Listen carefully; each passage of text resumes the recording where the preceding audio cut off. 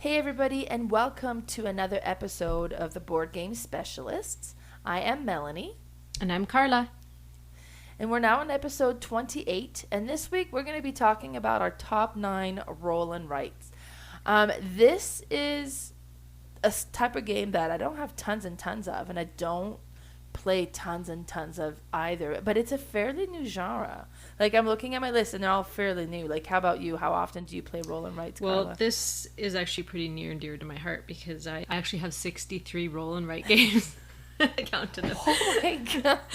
And the reason I do is because during COVID, when we were in lockdown, I have a friend that we play games with weekly, a couple times a week. And so when we were locked down, we're like, oh my god, what are we going to do now? So I did have a bunch at the time of roll and writes, but I ended up picking up almost everything out there. And then I would laminate the sheets, drop them off at her house, and then we would play over Zoom. So this is what we did. Yeah, roll and write's good for that, for sure. Quite a bit. We played those. We actually did a Pandemic Legacy 2 over Zoom as well. But this was... Oh, wow. What the other thing we could do was the roll and write. So I have a ton of them, and sure. I do love them. Since the last year, since we've been out and be able to play games, I wouldn't say I played them as much, but we still love them, and we still get a few of them to the table at the end of the night or something like that. So yeah, it was a hard list for me to make out of my 63. Here's my top 9. I was just so thrilled that I had at least more than 9. I was like, okay, great, I've played like 14. All right, now before we get into our list, Carla, tell us about what you've been playing. So, while I was on holidays, we played a few games. We played Anomia X, which is like supposedly the X-rated version, but most of the stuff isn't totally X-rated. It's just more adult topics. So that was fun. We played that, and then me and John had one day kind of to ourselves. The kids were floating down the river. And so we played 2 of the gift series games. We played Yinsh and Lyngk. And Lyngk was a new one I got. And it's kind of doesn't combine all the series in one, but each piece kind of represents a piece from each of the series. So it's a really neat one as well. Like, they all have such different little rules that it's kind of hard to, take one out and explain it. It would take a long time to explain it right now. So you guys got to check out that gift series. It's awesome. Also played Brass Birmingham. Was it last weekend, I think? Nice.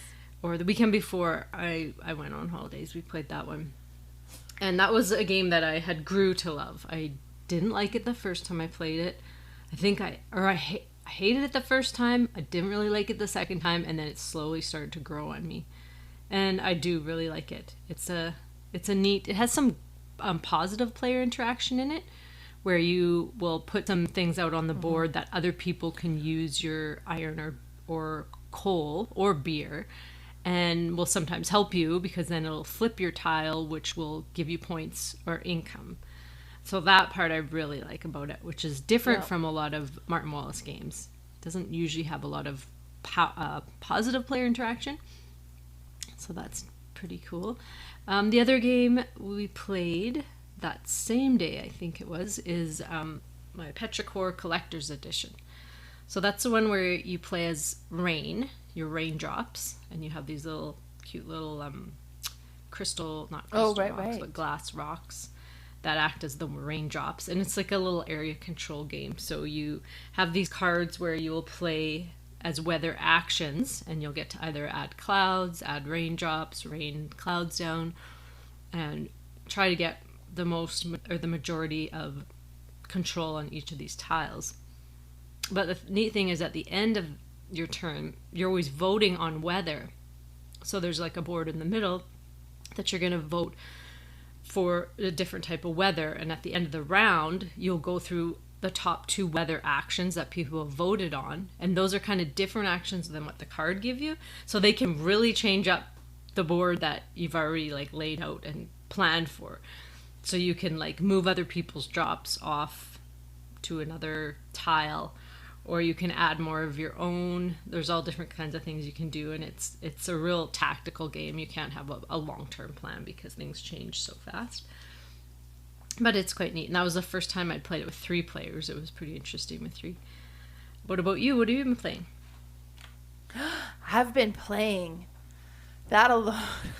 At the end of July, I always finally look like been at the... Yes, exactly. I've always looked at like the you know, my stats for the month and how much I've played. For July, I've only played that one game. That was class. That was it. That was nothing that one day.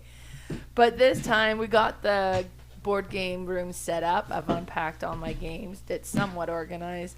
So I've had a game night too, and then we've played some games with the kids. So the first one I played was the Marvel Dice Throne. I had played it before with the pre-prototype or the pre-production copy when Michael had brought it over, but this is my own copy, so we played it with the kids, and it was great. We played a game of Uno too for Patrick. And then I played Ingenious, and that one was so neat. Like, you get all these tiles, these plastic tiles that are 2-piece kind of connected to each other, so it's a bit like hourglass shape, I guess. And you have so many of those, and then there's 2 colors on either side, and you're playing them onto this board.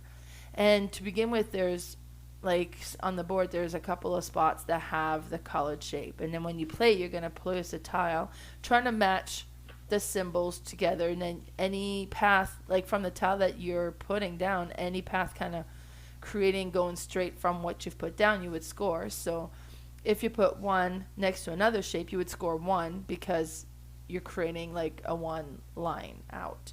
But then once you start kind of creating clusters and you put 1, it's like, okay, well, I can make a line this way of 3 and this one of 2 there, and then so you're scoring more and more points. And what's interesting is like you're kind of scoring all this, and you're scoring each shape and color separately, so that at the end, the winner is the one that has the highest, lowest of their score. So you look at all your shapes, say, okay, well, my yellow's the lowest score, and I've scored 8 on that one, so my score is 8. And then whoever has the highest score doing that is the winner. So it was really neat, actually. And then I had my game night, and we played Mamma Mia, which is a Hugh Rosenberg card game. Like, it's an older one, I think, but it's such a neat one. Like, you're putting pizza ingredients into the middle pile, and everybody's adding to these. And when you think there's enough ingredients there to complete your pizza order that you also have in your hand, you can play your pizza order. And then as you're discarding, you can decide, okay, well, am I going to draw from my order pile, or do you draw from the ingredient piles?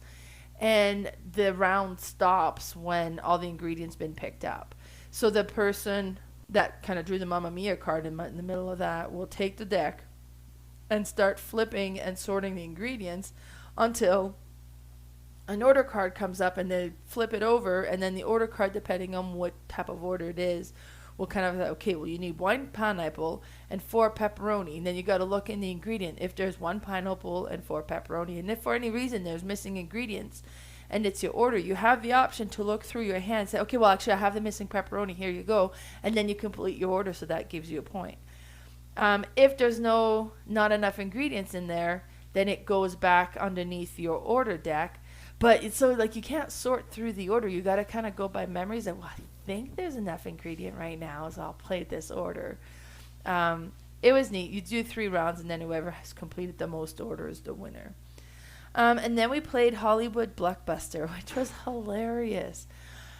It reminds me a lot of The Network, because you're basically hiring contractors and visual effects and sound effects and all these things and directors to kind of create this movie. Then you score your movie, but then if you like the first one to score a blue movie, then you get like the first movie award, and these awards are going to be worth extra points as well. But it's all the pun. Like, you have all these characters, the actors you can hire. You know, they had Nicholas Rage, and they had Tom Hanke and Demi Less, which are all puns from like actual actors. And you have like the little choreography of like the character. It looked so funny. Like, just, and then the title of the movies, you know, like they've done kind of spoof from actual movies. So which one was it? Like, it's like Monty Python.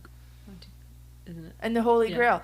So then they had something like Cobra and the Special Cup. Like, so you could tell which movie it was, but it was like just spoofed enough. Like, it was so funny just to read everything in there.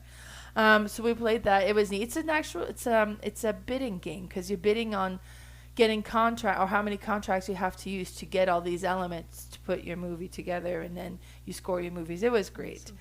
And then the last one I played was Tyrant of the Underdark. And this one is a deck building game, and it's a bit like Dominion, as in you have all these cards you can pick from, or at least in this version because there was expansions. So you have all these cards you can pick from, and you pull out a couple of decks that you wish. You shuffle all those together, and that kind of makes the deck that you can order from.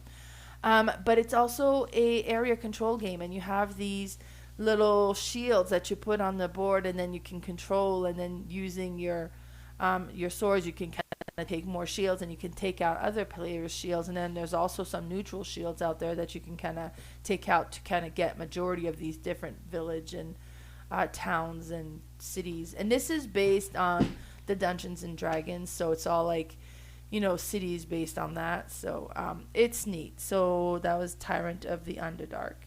I've played a few more, but some of them I'm going to be talking about, so I'm not going to bring it up. All right, so let's get started with our top 9 roll and write. So, Carla, what was your number 9? First of all, I have a couple honorable mentions, just because I had so many. A few honorable mentions I have that aren't on this list are Super Mega Lucky Box. That one's a really cool bingo style roll and write where you have these little cards that have numbers on them and little graphs, so that if you finish a row of 3 up or down, like it's a 3x3, then you get a little bonus at the end of the line. And sometimes it'll give you another number that you can fill out on another sheet or on that same sheet, or it can give you a little lightning bolt, or it can give you a moon. And the moons are just like set collecting for the end of the game. You want to have the most moons. The lightning bolts will let you up or down a pip of a number from the card. So if a 7 comes up, you could change it to a 6 or an 8. And you can use multiple of those at one time too. So it's trying to figure out, what do I want most of? Do I want to get a bunch of lightning bolts the first round because there's 4 rounds? Do I want to get, a lot of cards with numbers on them so that I can fill out the card? Because the faster you fill out the cards, like in the earlier rounds, the higher the points they are. So it's a cool little thinky game that you could literally play with anyone. Kids, like, it's such a simple concept, but still there's some strategy to master that one. Another one that I really like is Three Sisters. This one is a heavier one. It's a gardening theme where you're crossing off all these different bean plants that you're going to plant, and then there's pumpkins as well, and squash. I think it's bean, pumpkins, and squash. Or no, corn, squash, and beans. That's the 3 main ones. And then they also have like perennials, and then they have these garden tools which will kind of give you player powers throughout the game, or end up with lots of points at the end. It's really neat. It's kind of a sequel to Fleet the Dice game. So in that's about as heavy as it is, but it's really cool. And you can also play it solo against I forget what her name is. She's an evil gardener who will trash some of your tools and smash your plants. But the last one I want to talk about is Castles of Burgandy dice game. That one was one of the first ones that I got, and I had that before I had the actual big game, like years before I had the big game. And it's such a neat one because it's just a little board with all the little different tiles on them, and then you have to roll your dice and try and connect all these tiles to finish off big groups, just like the big game. But it's such a neat one. I love that one too. But starting with my number 9, I have the Schon Clever series by Wolfgang Warsch. The first one was made in 2018. He now has 4. 3. I have 3. One of them has just come out. I think it's called Clever Forever? No, is it Clever? I don't know. It's Clever something. Oh, okay. These are awesome. These are like combo the game, basically. very solo-like, but you can play the multiplayer. And you basically you have all these different little colored groupings on your player sheet, and you'll roll dice, all different colors of dice. You'll choose one and put it on your board. And if you're the active player, you'll get to choose 3. But the thing is, you'll choose a dice, and whatever is lower than that number of pips, they all go onto this tray, so you can't use those. The other players will get to pick one of those at the end of the round.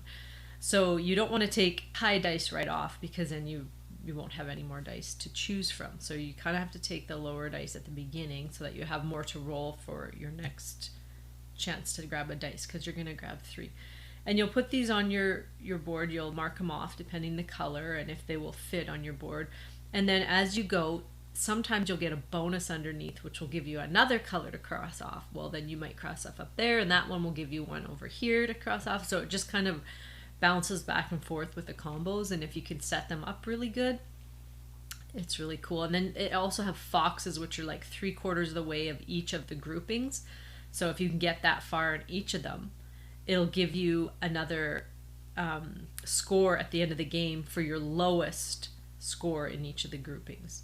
So it's another way to multiply points, but it's basically a point multiplier and combo-licious games. I love them all.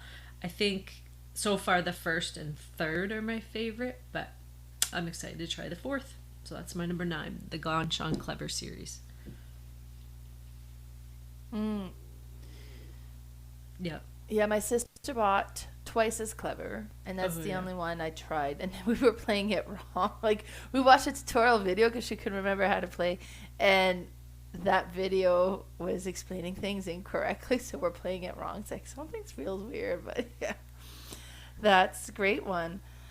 I also have an honorable mention, and that's because I went out to a friend's house yesterday, and we sat on the patio, and we ended up playing a game, and it was a roll and write.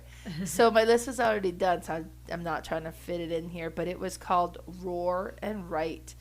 And you have these cards that you flip for, and there's different kind of animals associated with it, and then they all have like a letter on the card. So because you flip, I think it's 5 of them, and it's just like your council offerings is what they call them, and then there's different things that you can do. So one will be like, so for every pair that you rolls, you would kind of count them all up, and then the more pairs, the more points it would give you. One is like for every 4 or combination of dice that adds up to 4 that you put together, you would score so much. Different things like that, right? So somebody rolls all, and then, okay, I got to mention, the dice are gorgeous. They're like a swirly between 2 different green colors, and then there's like the number is stamped like it's actual physical written number with like these fancy swirls around. Like, it's a good looking dice. But you roll these dice, and then you kind of decide which council offering you want to try to work on, and you start writing the dice that you will keep in the first roll. And then you can stop there, and if you stop on the first roll and kind of accumulated what you want, you get a 4-point bonus. Or it could be like, okay, well, I'm going to wait for more dice, so then all the dice gets rolled again, and you can draw more dice from that. Now you're in the second roll bonus. That'll give you 2 points. And then on top of whatever you can put together for this one, and then you can do that up to 3 times. But then at each round as well, you can take one of the dice and put them in this little map area that will kind of, if you fill them in, will give you extra points as well. It was a neat little game. I mean, we were chatting and visiting quite a bit, so we kept kind of interrupting and coming back to it. So, but and there's 2 kind of versions that you can play, the land animal one or the land and sea animal one, but we had played the land animal one, and it was neat. So that was my honorable mention, because I just that sounds cool. I haven't played that one. Yeah, I guess it was kind of... Wow, cool. We had bought it. It was a Kickstarter game, and then where like they included this roll and write to the big board game. But I can't remember what the game was. Gotcha. She had purchased it from a friend of mine that I had purchased other games from, but I just don't quite remember. But my number 9 is Welcome To. The Welcome To was published in 2018, and it was created by Benoit Turpin. And it's kind of a neat one. This is really a flip and write. So you have this deck of cards that you'll be flipping over. And I can't remember if you flip 2 cards or if the card has 2 numbers on it, but you get to pick between the 2. And you have this map of these neighborhoods. And you'll put numbers onto the different houses. And be like, okay, well, there's a 2 and then there's an 8. Well, I'll put a 2. Because as you number these houses, you got to keep numerical order down the street. And there is different street that you can fill in. You can put in fence that will do different things. You can put swimming pool in some of the backyards as well that will score in different ways. It's a neat one. It's one that I haven't played this one in a long time, and I haven't played it often. But I know like at conventions they're doing more because you can play as many people as you would want. And we're trying to do like a 100-player game of Welcome to. But it's just, and then they've kind of created a bunch of new ones too, like Welcome to Vegas, and then Welcome to the Moon is the most recent one. But I've only ever played the original one, and that was Welcome to, my number 9. I love that game. My number 8 is called On Tour. This is by Chad Deschamps, made in 2019. Now this one is you are playing a band and you are trying to make a tour across either America or Europe. They have, I think, a new expansion that they just put out on Kickstarter for, I can't remember where the locations are, but this is the base game is USA, and then there was one expansion which was Europe. And so what you're doing is you have these big chunky dice that you roll. There's 2 and they go up to, I don't know how many pips are in the dice, but anyway, so you roll them and you'll get a number, say like you have 54 on there. So, and you'll have these cards that show up each round, and they will show kind of an area on your map where you can choose to put that number. And so you will take one number and put it like somewhere, and then you will also take like the opposite number of it and put it somewhere else. And if you happen to have like 2, like say you had a 55, then you get to put a star. So that really helps out, because if you've got a route going, you have to go in sequential order on your route. So if you've got like a 16 and then a 20, and if you somehow get an 18 and you've already connected the 16 to the 20, well, then you're kind of screwed, because you can't stick it in there unless there's a connection somewhere like on the map where you can connect it. It sounded easy when they described it, but it's actually quite a hard game, because you'll kind of get this planned route and you're like, I just need a number here, I just need a number here to fill in, and then those numbers don't happen. So to have a route that you had planned was like 14 long is now 7 long. So it's really thinky and tricky, because you kind of have to leave spots for some numbers to come up. You're hoping to get some stars, because those can be filled in anywhere. And if you get an exact number that, I'm not going to think, because you get to circle it. Oh yeah, because it'll, on your little cards, you'll have like a rough location, like a northwest or a northeast, but then it also has cities marked off. And if you actually use one of those cities, you get to circle it, so it'll give you an extra point. So that's kind of like a perfect place to put it from that card. But sometimes near the end you pull cards and you're like, I can't even go in that spot. So then you just have to X out somewhere, and then that messes up your whole tour. But it's still really fun and addicting. I know when I first got it, I played it over and over and over and over, and soloed it a ton. There's also a really good app for it, which you can play in literally 2 minutes, as opposed to the rolling the dice and everything, which takes a little bit of time. But it's a really neat game. On Tour, that's my number 8. Yeah, I've seen that one around quite a bit, but I've never played it. Oh, really? Yeah. My number 8 is Dice and Dragons. And this is this new? Basically How to Train a Dragon. Sorry? Is this a new game? No, this is oh, actually it's 2018, and it was created by Elad Goldstein. And I had seen it at the store. I had never heard anything about it. And honestly, it's not one that you hear about at all. But it was really interesting, because you have your Vikings, and your village is getting attacked regularly by these dragons. So then you go off and kind of try to destroy them. And so basically, how to train a dragon before they befriended the dragons, right? Like it's that first scene.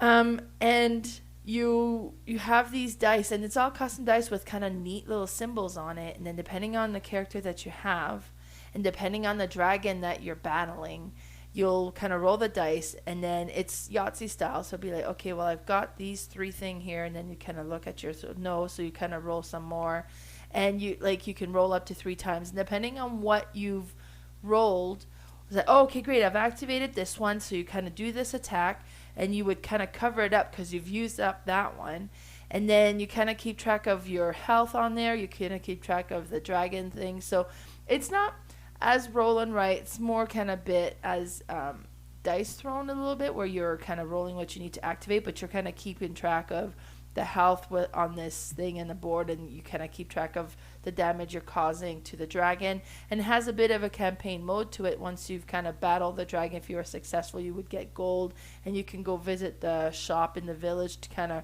acquire different things. So you do have the sheet that kind of gets used up, and then the dragon sheets get used up. I highly recommend with this one that you laminate them, because technically with the amount of sheets that come in, you have enough to battle each dragon twice. Because there's a lot of different dragons to kind of go through. So I laminated those ones, so we're using the dry erase markers just so it didn't kind of mess up. But it was just so neat. Like in the black box, the custom dice, you got the sheets, kind of have like the funky little artwork with the dragons and stuff, and it was neat. So that's my number 8, Dice and Dragon. All right, my number 7 is Trails of Tucana by Elif Svensson and Christian Amundsen Otsby, made in 2019. This is a route building game where you are trying to connect routes from villages to villages. So you will, at the beginning of the game you will put a route on your board. You have circles all around in different villages where you'll get a card and it'll say like A, D, B, D, A, B, and so on up to F. And you'll have 2 of each. And then the next player will stagger those. So they'll have an off shift of what your board looks like. And you will flip 2 cards, and they are terrain. They are either mountain, grass, water, or desert. And 2 of them will be flipped, and those will be your connections. So if you have a water and a grass, you will connect water and grass somewhere on your board, and you'll just draw a line between the 2. And what you're trying to do, like I said, is connect the villages, because those will give you big points. But you also want to connect all these little things on your board to a village. There's books, there's toucans, there's little sea dragons, and so once you get one of them connected, you get to cross it off at the top, which gives you points at the end of that round. But if you can get a second one of the same, then it gives you points, plus it'll let you tick off another route anywhere on your board. So some of them are very hard, like some water to waters, because water is very rare to get.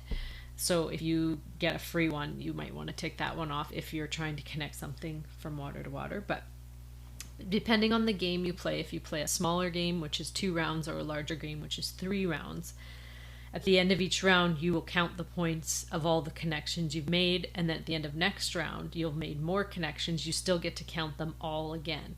So just kind of, the sooner you can do it, you'll get to record it in each round.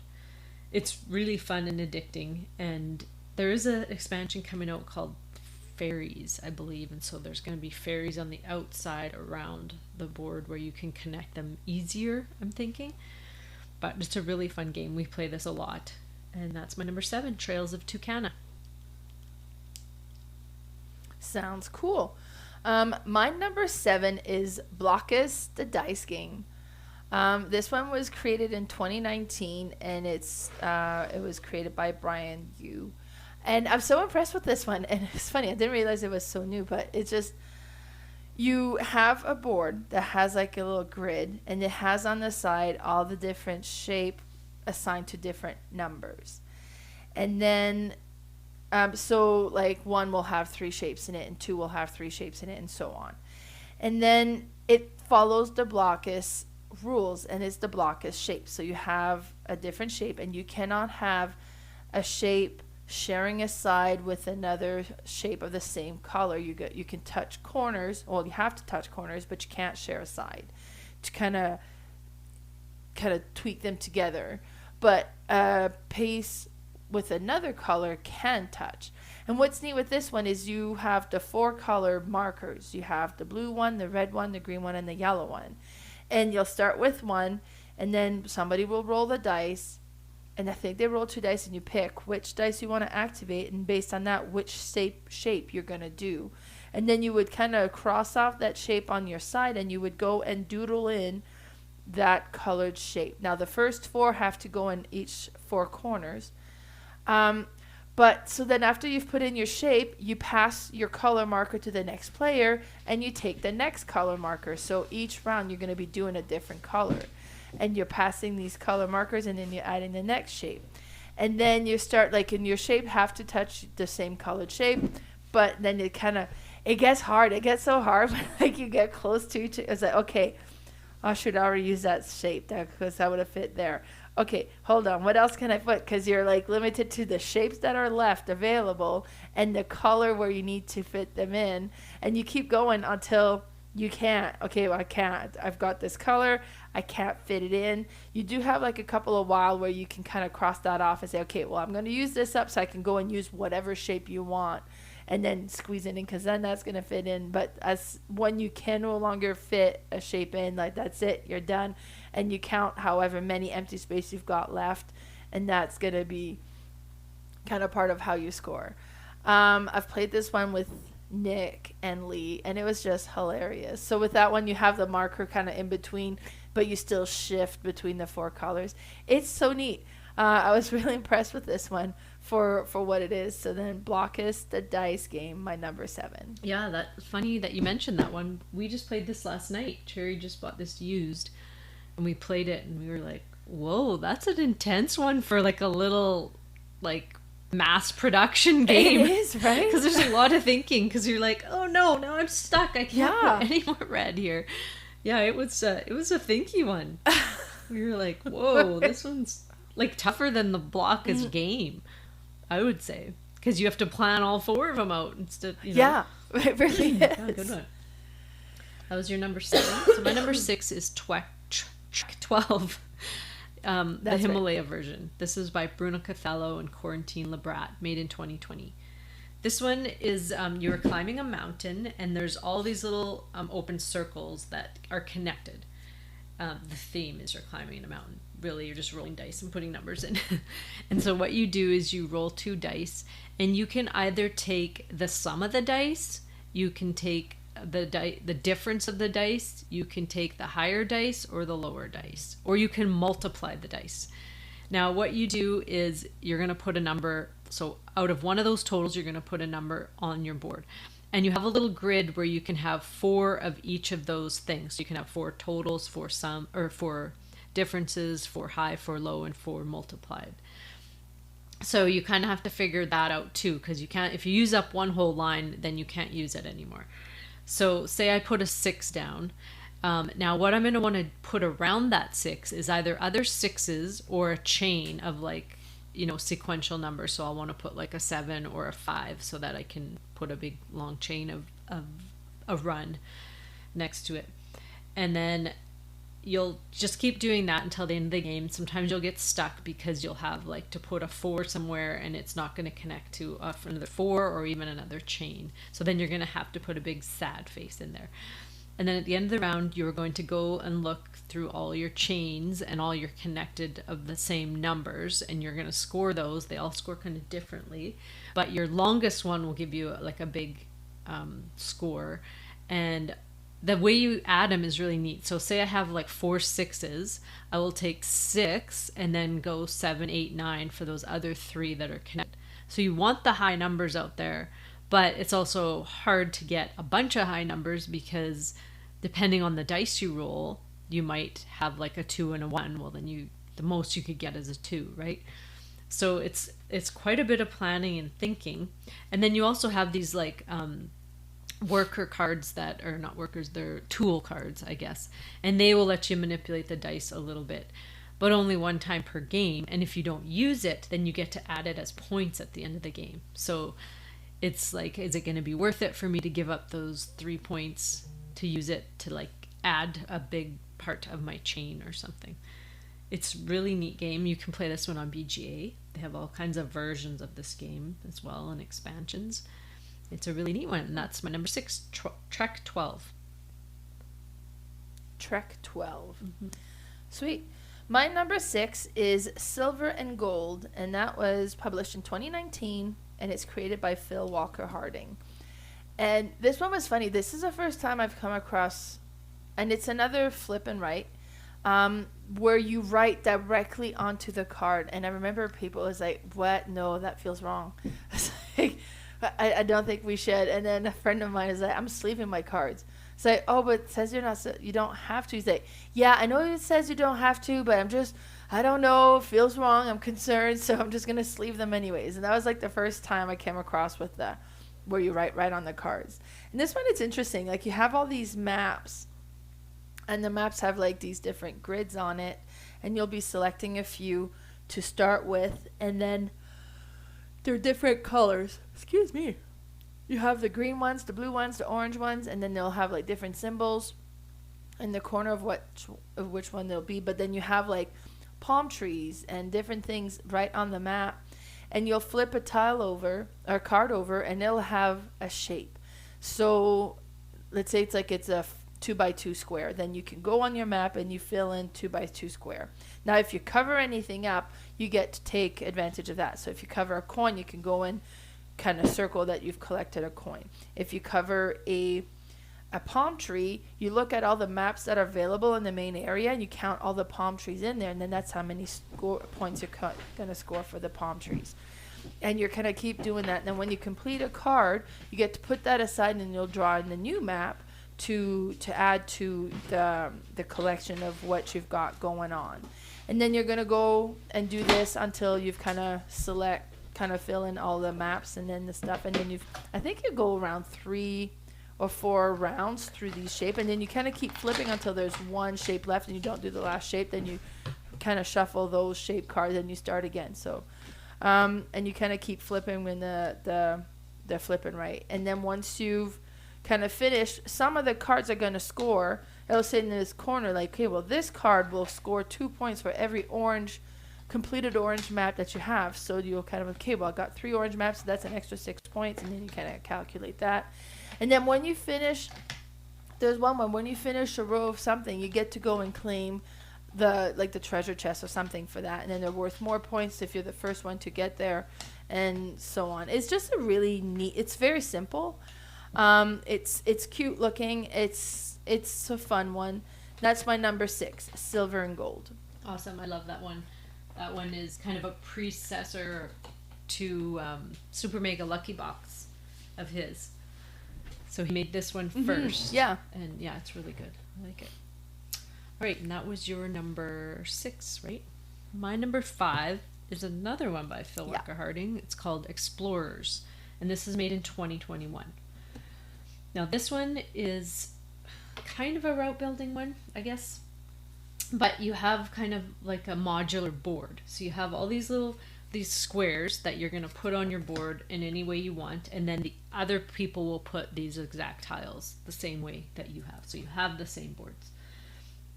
And what you do is you start at one of the villages in there. And you will flip cards that are like terrain cards. And it has 2 sides to it. And one side the active player will choose, and then the other players can choose that one, but they would only get to do 1 terrain, whereas if they used their own, they would get to do 2. And then you will draw like a connection on your board, because you'll have all these different water, mountain, grass, and desert, similar to trails. But what you're trying to do, and you're not trying to connect things, you're just trying to cross over them, basically. And so, or surround a village. If you surround a village, you'll get big points at the end of the game. So you're just collecting like apples, carrots, fish, green gems. If you come across a horse, it'll let you add another connection or another little square that you can fill in. And how this one scores is depending on the scoring that you have put on top, which you have these little tiles that you can flip, so it changes up the scoring through game to game. Like one of them might have, you want a set of tomato, carrots, and fish, and for every set you're going to get extra points. So if you can get like 3 sets of them, you'll get 10 points that round, and you'll score from round to round. If you can score get a bunch of gems, depending on, like, you'll have some goals that you're trying to reach. If you can get it in the first round, it'll be worth a little bit more. And then they also have these treasure chests. So in order to get to a treasure chest, or to like open one, you need a key. So you have to connect to a key first, and then you can go to a treasure chest. And if you're the first one to get it, you'll get the higher points, and everybody else has to cross that off. And then the next person would get, like, so you would start, if you were the first one, you'd get 12, and then the next person would get 10, and then 8, and then 6. Unless they got it in the same round as you, then you would all get the higher points.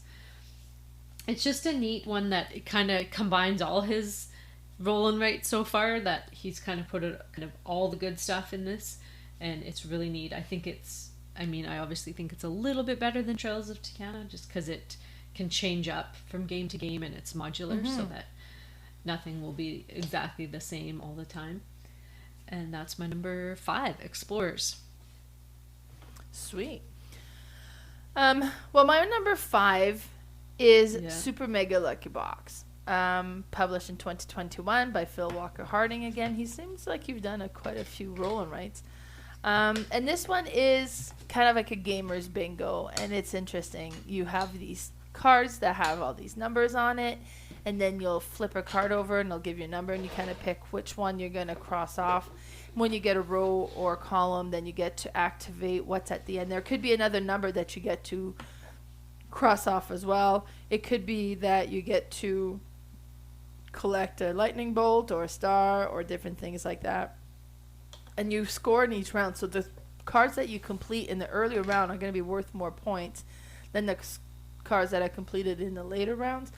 And it's one that goes over well. Like, I've played it with the kids, and they're like, oh, do we have to play it? I was like, yeah, come on, get off the video games. We'll play some games. And then we played this one, and everybody's like, oh, this was good. And I was like, I told you. No way they resist so much. But, so that was my number 5, Super Mega Lucky Box. All right, my number 4 is Rajas of the Ganges, the Dice Charmers. And this is by Inca and Marcus Brand, made in 2020. Now, this is like a spin-off of their big game, Rajas of the Ganges, which is a dice placement. Actually, it's a worker placement, but then you use dice to kind of buy things, basically. And you need certain pips for them. Now, this one, you will draft dice and use them to enter things onto your player board. And it's another real combo-licious one where as you start going, once you get to a certain point, it'll like trigger another section of the board, which will trigger another one, and you just kind of bounce around. But it still has the same kind of scoring where the fame and money are trying to meet. So you start at one end of the board with fame and the other end with money, and you kind of go around the whole board. And then once you meet them, that's when you will end the game. So it keeps like that theme in there as well, or the scoring part of it.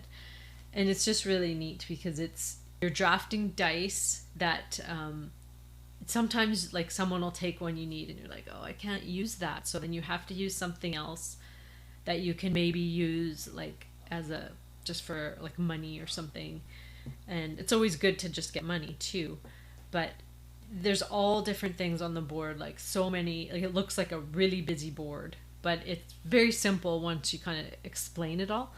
It's a really good one. I love this one. And it has a little elephant, like a cardboard elephant where you put the dice. It's kind of goofy, but when we would play over Zoom, I'd have the elephant. I'd have to like put the elephant right up to the camera. So I'd have it like raised up by all these little books, and then I'd have the elephant up there holding up the dice so she could see which dice were picked or whatever. But it's a really neat one. That's my number 4, Rajas the Ganges, the Dice Charmers. Perfect. My number 4 is a game that I've purchased recently, and actually I've just played it this past week for the very first time, and that's Superskill Pinball Ramp It Up. published in 2021, and it's created by Jeff Augustine. And this is one that I bought at Melcon, at the Melcon flea market. So it got packed up right away, and I didn't get a chance to play it. And we ended up playing it, and it's so cool because you got this board, and you're gonna write right on the board. So you have your board, and then another one that goes on the top, and this is your pinball machine. And then there's a little start area, and then you have this half, like it's a silver ball but cut in half, right? So it sits flat on this board. So you got your little silver ball over there. And then you roll 2 dice. And then you go from one, now you can go as low as you want from one section to the bottom section if you wanted to. But at the very bottom section, you have the flippers. And there's certain numbers that will send your ball to the flipper that allow you to send it back up. But you can only do that so many times per flipper, and then depending on if you're on the right, like the red flipper or the yellow flipper, where it can go from there. But when it's on the top, you go there and then you roll the dice, and you can go to the next section. You can't stay in the same section you're in. Like gravity works, and then you kind of slowly pulls you down, hitting these different combos. And then so you can go from one where you'll have like this one section where if you activate the 3 things, it gives you a bonus. And the bonus could be a bunch of different things, like where a certain area is going to be worth more points now.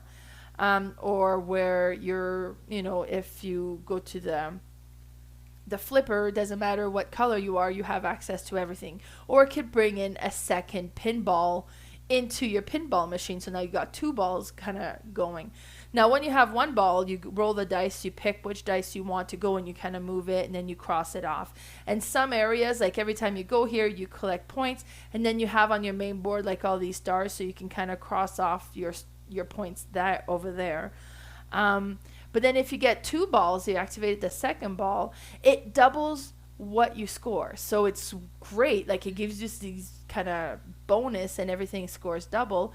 But now you have 2 balls you got to assign, and you got to assign 1 dice to one and the other dice to the other. So it gets a little bit trickier to keep them with option of where they can go. Now some things that get activated, they're activated once per game and that's it. Something when your ball falls down, like as if it goes to the bottom section, and I was like, great, I rolled a 3. I've already rolled a 3 here. I don't have a way to make it to a flipper so my ball falls out. So then you go into the second round. Now everything that has like a dotted line around it, those gets wiped off. They're all available again. And then you get another ball kind of second round. So you do 3 rounds. And it's really neat. It plays, I mean, it's a full game. Like we played, it was probably over half an hour, like maybe 45 minutes or so. Lee partway through, he's like, okay, I can't. It was late at night, and I was like, well, let's play something. So it was late at night. He's like, I can't. I got to go to bed. But Nick was like, no, okay, yeah, no, let's finish this. So it was so cool. And then this game comes with 4 different pinballs that you can play, and each pinball machine has like a few different combo or rules or stuff that you can do, right? The one that we had played had the bumper, so you have the 3 location, and one is like a 1 and a 2. And then if you hit that one, then your ball is over there. And then if you roll a 2 and a 3 next, then you get to go to the next one. And then if you roll like a 5 and a 6, then you get to go. And then you can keep going around as long as you get them in the proper order. If it's like, great, I need a 2 and a 3, and you roll a 4, well, you're out of the bumper. You kind of go to the next areas. But it was so cool. Like with the little silver ball you're moving back and forth on here. And that's Superskill Pinball Ramp It Up, my number 4. Yeah, that's a good one. Yeah, that's the sequel. I have the first one, which is just Superskill Pinball. But it really feels like pinball, like, because you're bouncing around and you're like, yeah, it really does. Points, and then you're down. And then sometimes you can't even hit one of the things on the bottom because you have that number anymore. And oh yeah, it's really good. And they're also, like the first one, all 4 of them are so different. Like, there's one where you have these little mini game off to once you get up in this spot, you have this little mini game on a whole other little board, and then another one is like a Dungeons and Dragons theme, but it's like you just kind of like level up your player kind of like they're all so different. I haven't even looked into like the new ones that you have, but I assume they're all different as well. But that's a good one. That was your number 4. 4, right? My number 3 is Isle of Cats Explore and Draw. This is made by Frank West in 2022. And what he did during the pandemic was, or during lockdowns, I guess, is he made this version and just as a print and play. And then he would run some games like on YouTube, or maybe it was on Twitch and then it went onto YouTube. So you could just play it at home. You could print out this board and he'd have all the cards laid out. And then he also made it so that you could use your game, like your Isle of Cats game, and use some of those cards in there to play with this print and play. And then he developed it into a game eventually, which I thought was just awesome for him to do. A lot of designers did that. They would come up with a print and play or just some way to play their game over Zoom, and they would do it, which I think is really cool of them to do. Mm-hmm. So I bought it after, and it's like a very good production game, but it's very similar to the game, only it's basically a quicker version of the game where instead of placing the actual polyominoes, you're coloring it in with different colors. The one thing this one does, and you're just choosing from rows of columns of cards to take instead of buying cats or whatnot. But the neat thing on the board is you have all these little player powers, and you can only take 3 or 4 of them throughout the game, and they will let you choose an extra card, or instead of choosing a row you get a column, or you get one from each, or you get to do one twice. It's really neat, and it just plays the game a lot faster. So it's another way to take it traveling if you really love Isle of Cats, which I do love. But that is my number 3, Isle of Cats Explore and Draw. Sweet. My number 3 is one that you've mentioned already, and that's the Castle of Burgandy, the dice game. I think it was in your honorable mentions though, right? Yes. Yeah, so that one was published in 2017. It's created by Stefan Feld and Christophe Toussaint. And I played this the first time before I even knew what Roll and Write was. This is the oldest one in my list. I think Roll and Writes is kind of, other than Yahtzees, I guess, kind of a newer genre in the board game industry. And I remember I watched a tutorial on this one because I had purchased it. So I was watching a tutorial, and the guy in the video said, "Kate, grab a sheet and play along." And I'm like, what? I can do that? That was the first time I understood. It's like, oh, this is cool. I'd never come across something like that before, right? So, and he would roll his dice, and there'd be a color dice, and then there'd be a time dice, or 2 color dice and a time dice, because with this one is you play, I can't remember if it's 2 or 3 rounds, but each time you'll have either a 1 hourglass or 2 hourglass, and you cross off whether it's taking 1 time or 2 time, and then when you run out of time, it ends your round, you score, and then you start the next round. And then you have the different colors, and then you kind of, okay, well, I got this. I think it's a color dice and a number dice or something like that. And then you have your map, and then you decide, it's okay, well, I want to activate the light green, and I'll take this one, or I'm going to go and activate the purple, and I'm going to do this. But then you have things that you collect that can mitigate which color you activate possibly, or which number you would activate, and then you're filling this map, and then we're playing all off the same dice, and then you end up with all a bunch of different score. And that was the very first time I got exposed to Roll and Write, and I didn't know it was called a Roll and Write, and I was so impressed with it. And that's the Castle Burgandy, the dice game, on number 3. That's a good one. I had watched a playthrough on, I think it was Meeple University, and I think it was them, maybe it was someone else, but they blew up their sheets, so they were these big sheets, because you know how they're so small, and I was like, neat. I want big sheets like that. Yeah, I can't remember if it was them or another couple, but good choice. That was your number 3. My number 2 is Welcome to the Moon by Alexis Allard and Benoit Turpin, and this is made in 2021.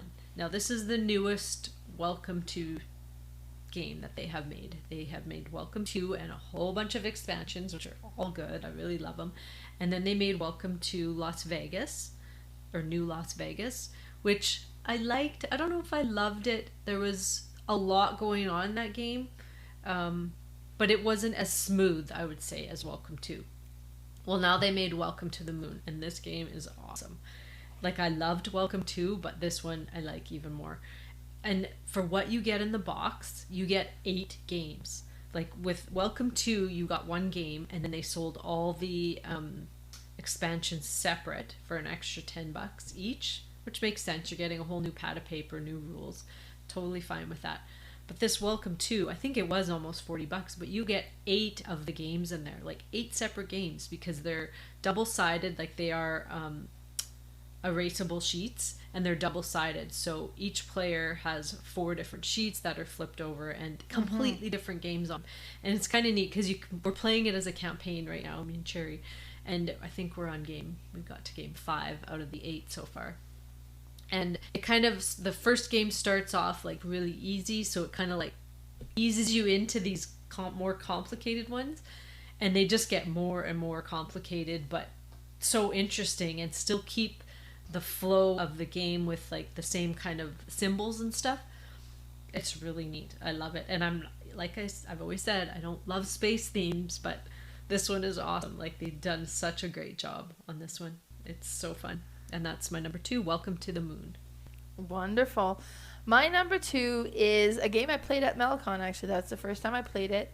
And that's Longshot, the dice game. It was published in 2022, so it's a brand new one. And it's created by Chris Handy. And it was so cool because you're rolling the dice, you're bidding on these horses. And you have this board with these little wooden bits that are the horses that you kind of move. Say, okay, well, roll this one that activates horse number 3. So horse number 3 moved up by 1, and then you look at the horse number 3 cards. That, oh, well, this also actually moves horse number 1 by 1, and you're doing this, and then you start like your card that you start with will have some tickets on some of the horses. Like, okay, well, horse number 3 looks like might be doing good, so maybe I'll try to get some horse number 3 tickets. Like, I'm going to spend my thing, like, and it's all the different things that you can, like, because you're bidding on the horses, but then you can also kind of collect jerseys and helmets for the different team, and then if they win, you get so much stuff. Then you have this whole other area that you can kind of cross stuff off, and if you get like a line, then that'll give you extra things, and you can actually purchase the horse as well. So it's like, okay, I'm going to go ahead and purchase horse number 4, which if the horse number 4 wins, that you get the winnings for it because that's your own horse. So and if you bid on it as well, then you get like the winnings from that, as well as the winning from owning the winning horse or different things. It was so neat. We played it twice. The first time we were playing it a bit incorrectly because there is some wild area where you can like roll the dice and be like, okay, well, I'm going to use my wild dice, and actually, but because the wild is to kind of mitigate what you do on your board.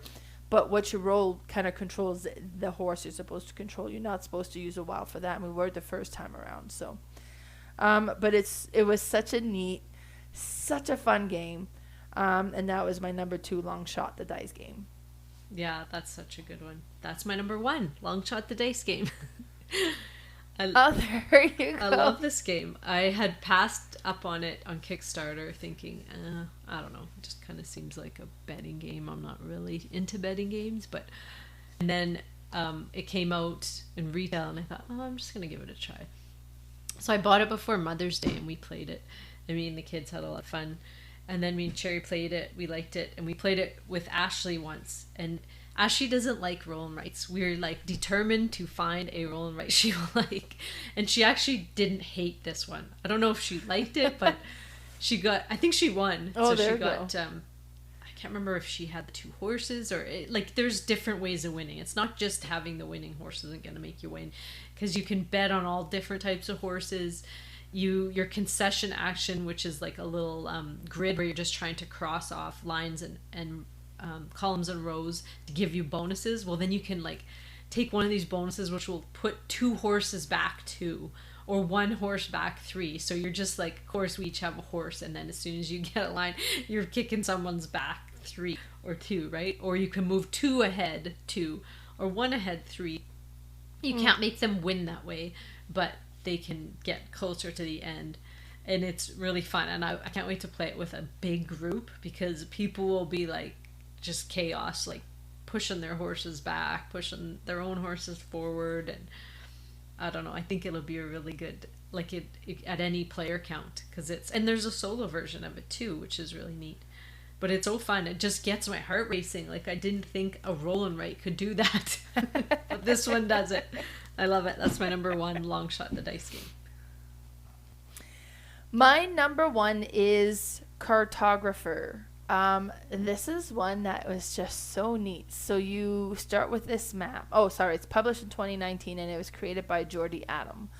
And you start with this map, and you have these cards that you'll flip, and the card will give you option. You can do this shape with this terrain or different things. And then you have these cards, like, because you're going to score the first time A and B, the card A and B. Then you're going to score card B and C, and then score cards C and D, and then at the very end, the D and A. So the first ones that's going to score are going to be like it's different type of terrains. Like, okay, well, I'm going to score the forest first. I think I'll start adding forest. And then depending on the cards that got drawn that round, it's like, okay, well, I score forest for as big a bundle as I can create. Or I score this for however, if I can put it around some mountains. Or I score this if it's on the edges. Or there's different rulings with it. And then it's like, okay, well, I'm going to do that shape, and I'm going to do the water. So you'll kind of open your map, and then you do like the little squiggly line to show the water.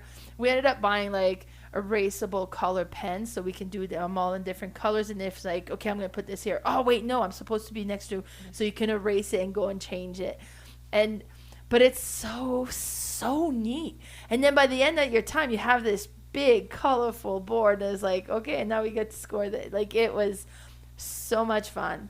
And I can't remember, like, I bought this probably, I don't know, 6 months ago maybe, like, or around Christmas time or something, and then we've played it a few times, and it's one that, yeah, it's a really neat one.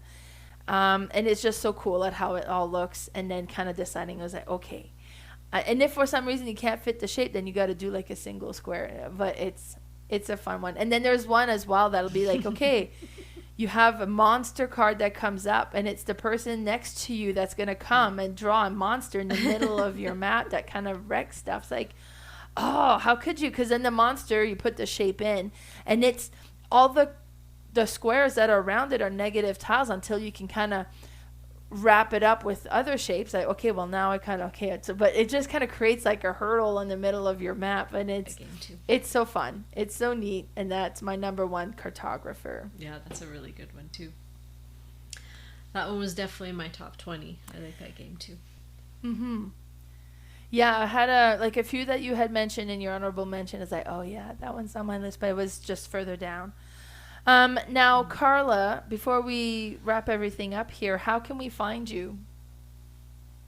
I'm on Instagram at Boardgame Specialist, all one word. And I have a Facebook page called Red Deer Board Game Fanatics. What about you?